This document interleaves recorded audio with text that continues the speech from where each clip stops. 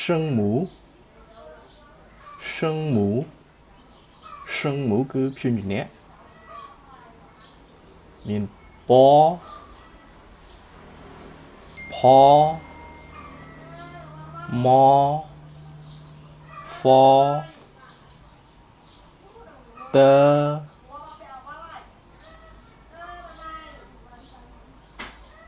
មានព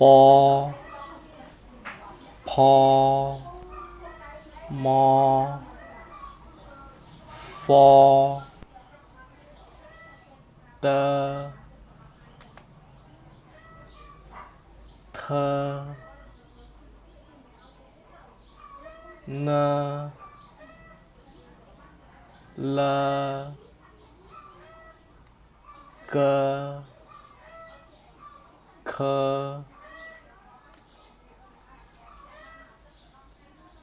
ហជីឈីស៊ី滋吃是热这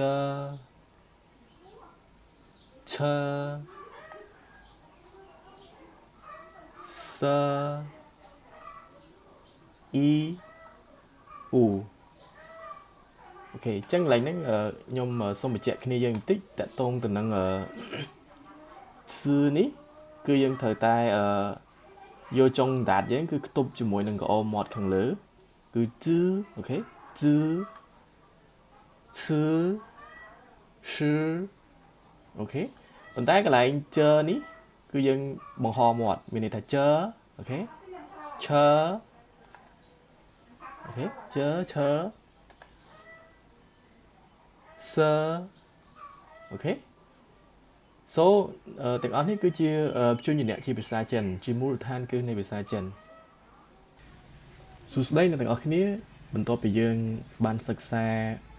អំពីព្យញ្ជនៈហើយមកគឺយើងសិក្សាដល់ចំណុចសាក់ដែលភាសាចិនគេហៅថាអ៊ីនមូអូខេអ៊ីនមូមានអាអអឺអ៊ីអ៊ូអូខេអញ្ចឹងខ្ញុំសូមអានឲ្យអ្នកទាំងអស់គ្នាម្ដងទៀតមានអាអអឺអ៊ីអ៊ូអូខេអ៊ឺអ៊ឺចឹងកន្លែងនេះគឺយើងត្រូវកត់សម្គាល់ថាសញ្ញា dot 2នេះគឺសំឡេងវាខុសពីអ៊ូធម្មតាគឺអ៊ឺអូខេអ៊ឺអាយអាអ៊ីអាយ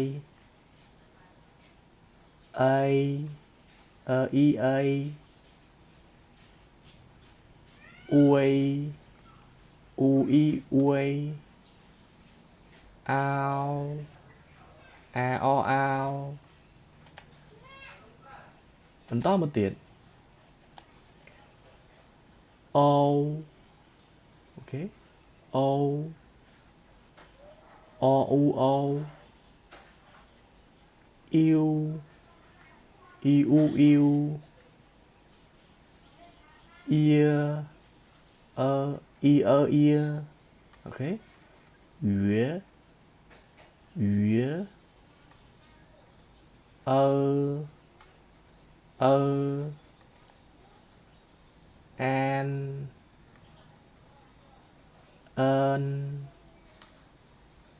អ៊ីនអ៊ីនអ៊ុនអូខេអ៊ុនអញ្ចឹងកន្លែងនេះអ៊ុននេះគឺសញ្ញាដតពីខាងលើគឺអ៊ឺអូខេអាមួយអ៊ុនអាមួយអ៊ុនអូខេ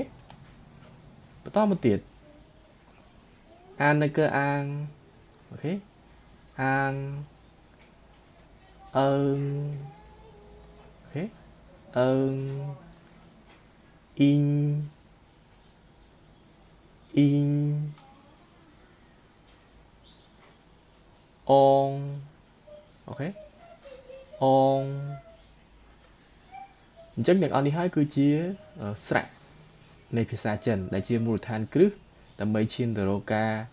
ដែលឲ្យយើងអានភាសាចិនបានគឺលុះត្រាតែយើងបានច្បាស់អំពី pin in នៃភាសាចិនទាំងអស់ជាមុនសិន